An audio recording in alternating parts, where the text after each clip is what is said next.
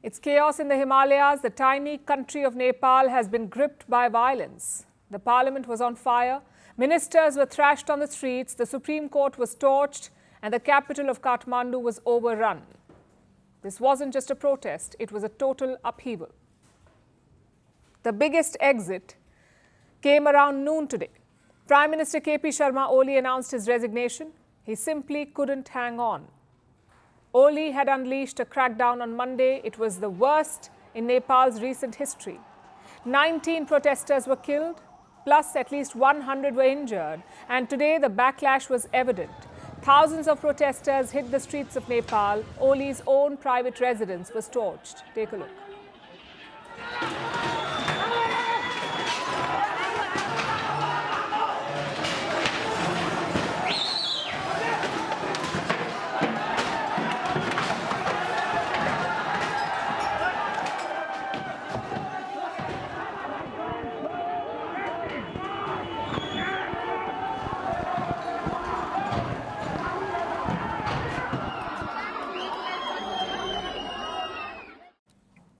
The Prime Minister had no choice.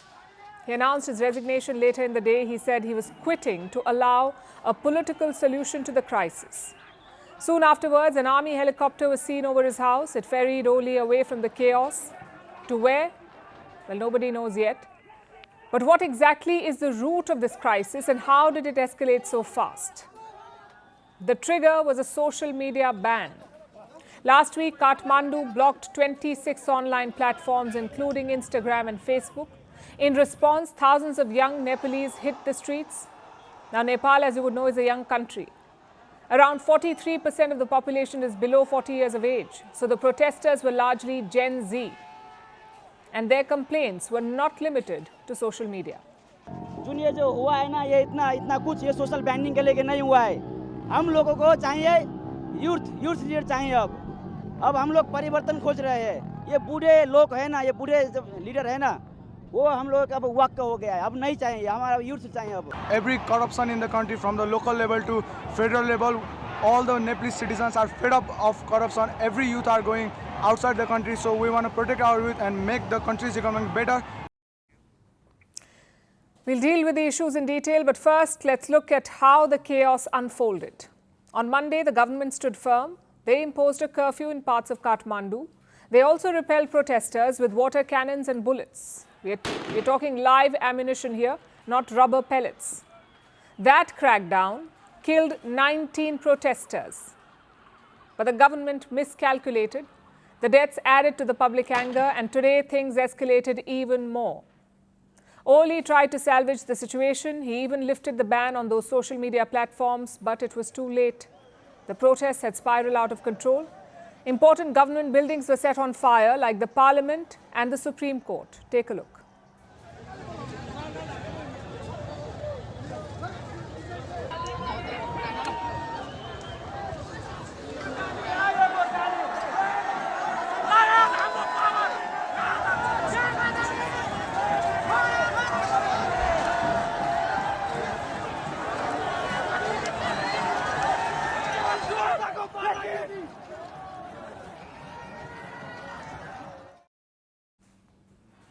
The anger was also directed at ministers. Nepal's finance minister was chased through the streets. He was thrashed and stripped by a mob.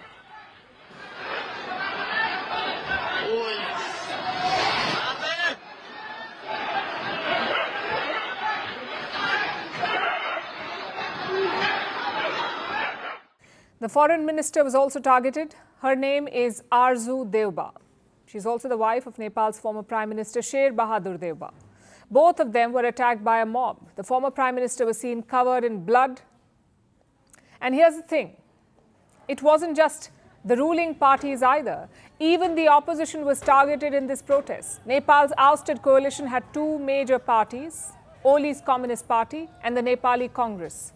The opposition is led by another communist faction. Their top leader is Pushp Kamal Dahal. And his house was also attacked. So basically, no one was spared. Today's protests targeted Nepal's entire ruling class. It was an outpouring of pent-up anger against corruption, against lack of jobs, and against political instability. Now, we cannot defend the violent methods that they chose, certainly not the mob attacks. But they do show the level of frustration, of anger and disappointment. And as with any upheaval, now comes the most important question: what happens next? The Nepalese army is trying to control things. They are protecting some of the ministers. The army also released a statement hours ago, and here's what it says. We request all to remain calm, maintain social harmony and uphold national unity. We earnestly appeal to the entire Nepali army, the youth and the general public to stay united and disciplined.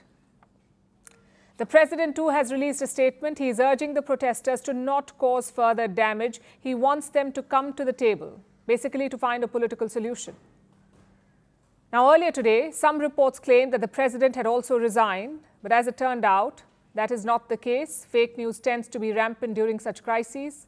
As always, we promise to be accurate. At Firstpost, we prioritize facts over sensationalism, which brings us to the ground situation at the moment. There were protests and celebrations late into the evening. Nepalese youth continued to clash with riot cops.